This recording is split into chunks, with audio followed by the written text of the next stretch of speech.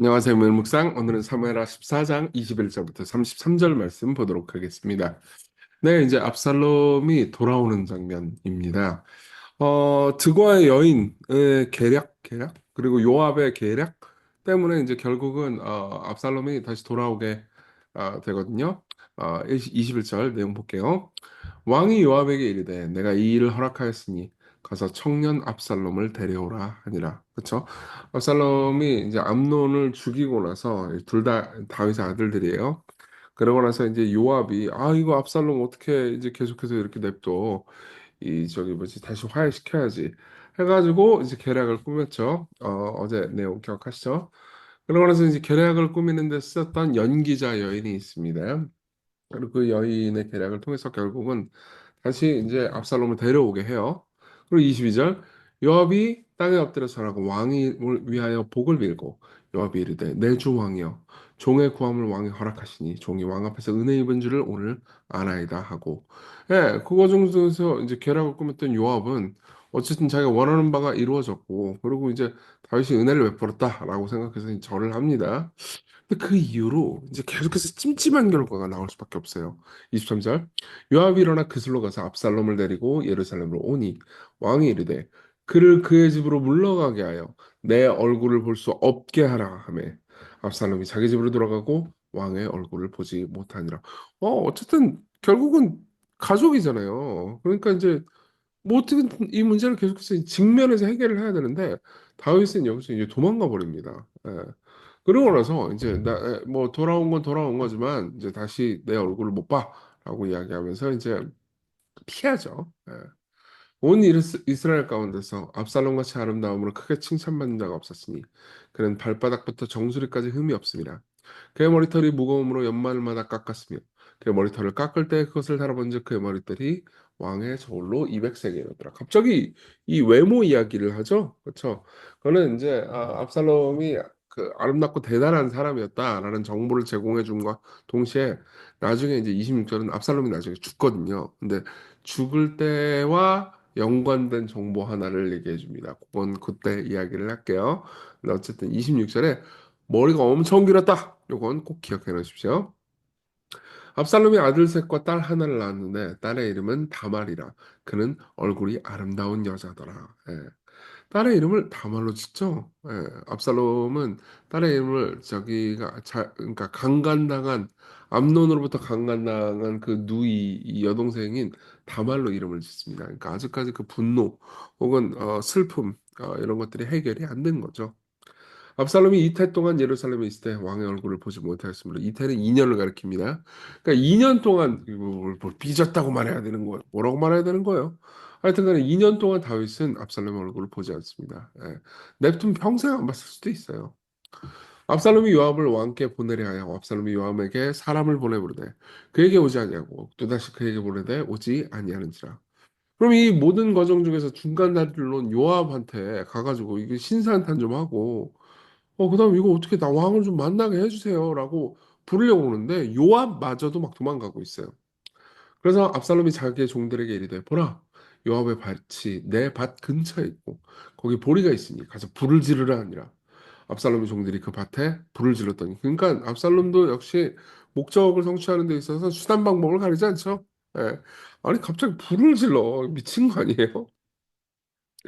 요압이 일어나 압살롬의 집으로 가서 그에게 이르되 어찌하여 네 종들이 내 밭에 불을 질렀느냐 하니 압살롬이 요압에게 대답하되 내가 일찍 사람을 내게 보내 너를 이리로 오라 청한 것은 내가 너를 왕께 보내 아뢰게 하기를 어찌하여 내가 그 수에서 돌아오게 되었나이까 이때까지 거기에 있는 것이 내게 나았으리라 하려 함이로라. 그쵸? 예.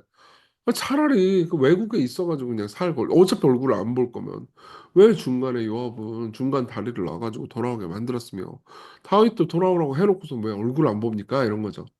이제는 네가 나로 하여금 왕의 얼굴을 볼 수 있게 하라. 내가 만일 죄가 있으면 왕이 나를 죽이시는 것이 옳으니라 하는지라. 사실 여기서 이제 좀 우리가 알 수 있는 게 있죠. 압살롬 역시 죄를 직면할 생각은 없습니다. 그러니까 이 직면하는 것처럼 보일 수 있지만은 여전히 압살롬은 회개할 생각이 없어요. 지가 암논을 죽여놓고 그럼 자기가 잘못했다고 빌어야 되는 거잖아요. 근데 그러니까 자기가 암논을 죽인 것에 대해서 여전히 그러니까 자기 잘했다. 잘못한 게 없다라고 생각을 하는 겁니다. 그러면서 요압한테 뻔뻔하게 중간다리 역할 해라고 얘기를 하는 거죠. 요압이 왕께 나아가서 그에게 하르되 왕이 압살롬을 부르니 그가 왕께 나아가 그 앞에서 얼굴을 땅에 대어 그에게 절하매 왕이 죄송합니다. 압살롬과 입을 맞추니라. 결국 중간다리 역할을 합니다. 그리고 다윗도 다시 불러요. 근데 입을 맞춘다고 하지만 뭔가 찜찜하죠. 예. 이 모든 문제가 완벽하게 해결되지 않은 상태로 찜찜하게 모든 게 끝나버려요. 자, 그리고 나서 이제 분노하면서 압살롬은 이제 반역을 꾀하죠. 자, 여기까지 내용 봤고요. 이 적용해 봅시다. 첫째, 죄와 그 결과를 직면하기입니다. 사실 암논이 그 압살롬의 그 누이인 그 저기 다말을 강간할 때 다윗이 처음에 처벌을 했으면 처벌을 안 하고 이제 도망간 거죠. 그리고 그 다음에 압살롬의 살인을 직면하고 압살롬이 또 이제 암논을 죽여버렸잖아요. 그러고 나서 도전을 하고 좀 이야기를 하고 풀려고 했으면 역사가 달라졌겠죠. 그렇죠?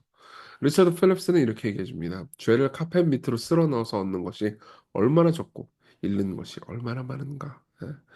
그러니까 죄의 문제를 계속해서 해결을 하고 그리고 사실 관계 가운데서도 문제가 쌓이면은 이걸 해결해야 되잖아요. 그렇죠? 우리는 종종 가족끼리 그리고 교회 성도들끼리 친구들끼리 그러니까 문제가 있으면 그걸 화해를 하면서 풀어야 되는데 계속해서 골마 터지게 만드는 경우가 많습니다. 예. 사실 그 과정 중에서 압살롬도 딸에게 강간당한 그 여동생 다말의 이름을 붙이죠. 예. 그러니까 딸한테 자기의 강간당한 여동생 이름의 이름을 붙였다라는 것은 그러니까 원한이 얼마나 깊고 분노가 얼마나 깊었는지를 말해줍니다. 그러니까 압살롬도 이렇게 사실 어떤 면에서는 성깔이 똑같은 거예요, 다윗이랑. 예. 그래서 사실 우리가 생각할 때 이 모든 것 가운데서 그 양쪽 모두가 먼저 회개했더라면 이런 생각이 들죠. 예. 다윗은 이 모든 것 가운데서 빠르게 징계를 했더라면 혹은 압살롬은 빠르게 회개하고 정말 자기의 잘못을 뉘우치고 다윗에게 갔더라면이라는 생각이 들죠. 예. 사실 그런 상황에서 이제 남들의 잘못에 대해서 평가하기는 쉽지만 내 잘못을 돌이키기는 쉽지가 않죠. 예. 우리에게 정말 기도가 필요합니다. 어떤 기도냐면 사람 가운데서 죄가 있을 때 그 모든 것들을 직면할 용기를 주십시오. 예. 무조건 혼내고 막 갈고 그러라는 게 아니고 이 문제를 해결하기 위해서 하나님 함께 해 주십시오. 그리고 우리가 용기가 너무 부족합니다. 라고 기도할 필요가 있다는 거죠. 자, 두 번째. 하나님 없이 회복 없다. 예, 이걸 한번 생각해 봅시다.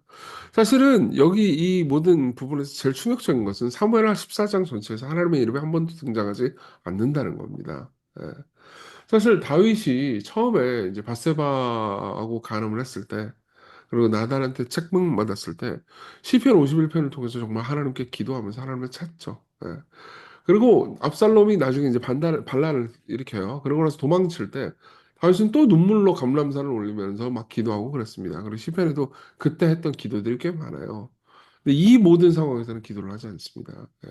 저자는 그러니까 하나님의 이름을 거기 써놓지 않음으로써 둘 다 하나님을 찾지도 기도하지도 않았다는 것을 말해주죠. 그러니까 사실 어떤 의미에서는 둘 다 서로 용기를 가질 만한 서로의 죄를 직면할 만한 서로 회개할 만한 자원이 없었던 거예요. 예. 하나님이 없으면 관계를 돌이킬 힘도 없어집니다. 예. 그래서 데일 알프 데이비스는 이렇게 얘기해 줍니다. 이 장은 교회를 아니 믿는 자든 믿지 않는 자든 개인을 사로잡아야 한다. 지혜의 모든 표시, 계획들, 전략들, 성취들을 가지고 있으면서도 완전히 지혜를 결여하는 것이 가능하다. 무슨 말이죠? 예. 그러니까 여기 보면 전략도 있고 계획도 있고 막 소위 통박 굴리는 머리 굴리는 것들이 되게 많이 나오잖아요. 근데 아무도 기도하지 않아요. 그렇죠? 그럼으로써 지혜롭게 머리를 굴려가지고 이것저것 대충 해결을 하거나 피하거나 하는데 결국 문제는 아무것도 해결이 되지 않는 모습을 봅니다. 진짜 문제를 해결하는 사람들은 단순히 전략만 짜는 사람들이 아니고 기도하는 사람들이기 때문이죠. 예수께서 십자가로 가실 때 그분이 행한 것은 이 모든 문제를 해결하기 위해서 공학적 계산을 하시는 것이 아니었습니다. 오히려 겟세마네에서 아버지의 말씀에 우리 나의 뜻대로 마옵시고 아버지의 뜻대로 없어서라고 말씀하시면서 아버지의 말씀에 순종하는 것이었죠. 예. 진정한 지혜는 거기로부터 옵니다. 예. 자, 이 모든 것들을 생각하고 같이 기도했으면 좋겠습니다. 우리 어제 했던 기도를 똑같이 반복했으면 좋겠어요. 진정한 회개를 하게 해주시고 죄를 직면하고 하나님과 화평하게 해주십시오. 그리고 진짜 더 영원한 목적의 지혜, 하나님의 지혜를 가지는 우리가 될 수 있게 해주시옵소서. 우리 같이 간절히 기도하겠습니다.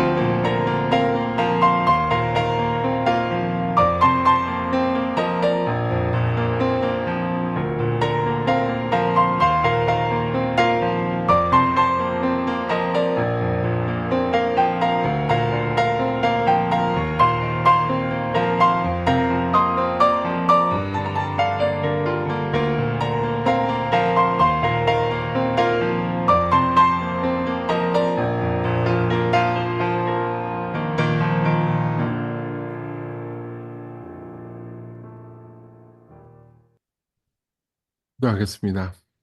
은혜로우신 하나님, 우리에게 진정한 지혜를 주시옵소서. 여러 개를 내지만 아무것도 해결하지 못하는 바보 같은 지혜 대신 하나님을 신뢰하면서 당신을 따르는 진정한 지혜를 오늘 가지게 해주옵소서. 예수님 이름으로 기도했습니다. 아멘. 네, 하나님의 은혜 안에서 오늘 기쁜 하루 되세요.